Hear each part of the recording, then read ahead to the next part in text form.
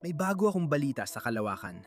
Pinakadetalyadong larawan ng sentro ng ating galaksya, kung saan nakatago ang milyon-milyong hindi pa natutuklasang planeta. Makikita mo ngayon ang mahigit 60 milyong bituin sa isang larawan mula ang Euclid Telescope ng ESA na inilabas ilang oras lang ang nakalipas. Ang bawat tuldok na yan ay araw na may sariling planeta at buwan, lahat siksik sa bahagi ng kalangitan na mas malaki pa sa buwan. Itinayo ang Euclid para sa dark matter, pero itinapat ito ng mga astronomo sa gitna ng kalawakan para sa ibang pakay.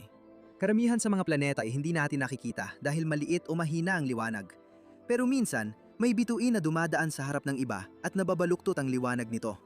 Parang magnifying glass. Kung may planetang umiikot sa bituin, magkakaroon ng kaunting kislap na magbubunyag nito. Simula pa lang ito ng larawan. Ilang buwan mula ngayon, ilulunsad ng NASA ang teleskopyong Nancy Grace Roman para obserbahan ang parehong bahagi ng kalangitan at mahanap ang mga nakatagong planeta. Mag-subscribe para sa karagdagang kaalaman.